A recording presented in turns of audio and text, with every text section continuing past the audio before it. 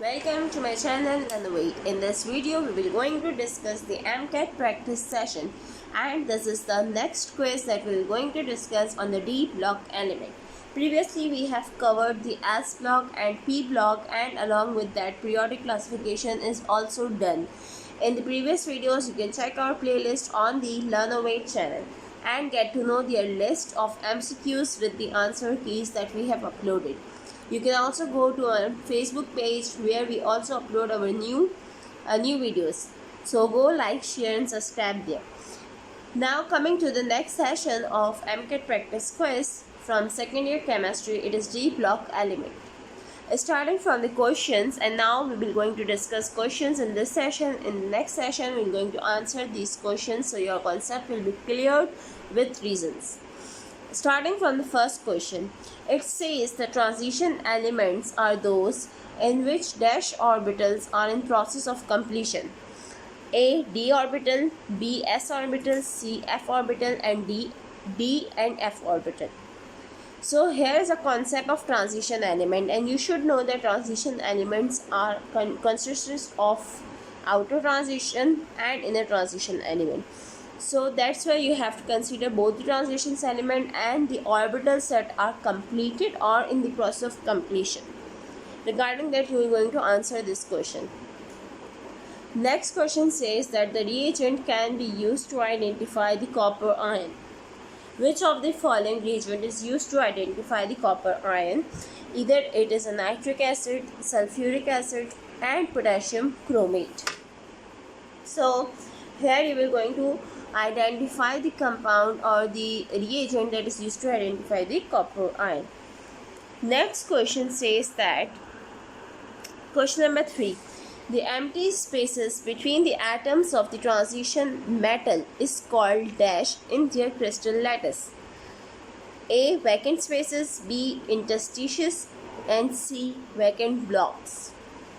So there is some space when the metals of when the transition metals combine, when the atoms of transition metal combine, there is some space in between where small gases can accommodate and form their space. So which of the following these spaces are called? Either they are called vacant spaces, interstices or vacant blocks.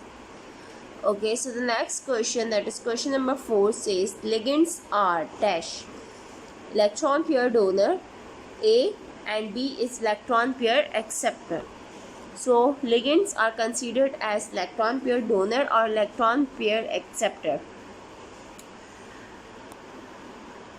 Next question says that the copper sulfate is commonly called dash.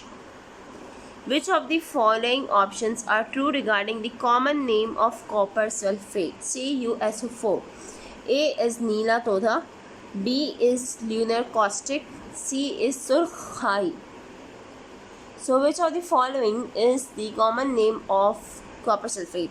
For this you have to learn the common names and the complex ions names of the ores, or the you can say the important names that are considered in your book. Lunar caustic is the name of which element, which compound. Copper sulfate is also called as which of the following. You have to learn these names and then you are going to answer the question easily. Now coming to the next question, that is question number 6. It says potassium ferrocyanide, that is K4FeCN6, is a dash. Either it is a normal salt, either it is a mixed salt, a double salt or a complex salt. Here you are going to see the compound, that is potassium ferrocyanide, and the formula is given here. The question is asking you which of the following type of salt is potassium ferrocyanide. Next question about the ferric oxide, that is Fe2O3, is dash. Either it is a basic anhydride, either it is an acidic anhydride, or either it is a amphoteric anhydride. Or option number D says either it is green in color. Which of the following property connects the ferric oxide with the options? Either is acidic, basic or amphoteric or green in color. It is acidic. Sorry for the confusion.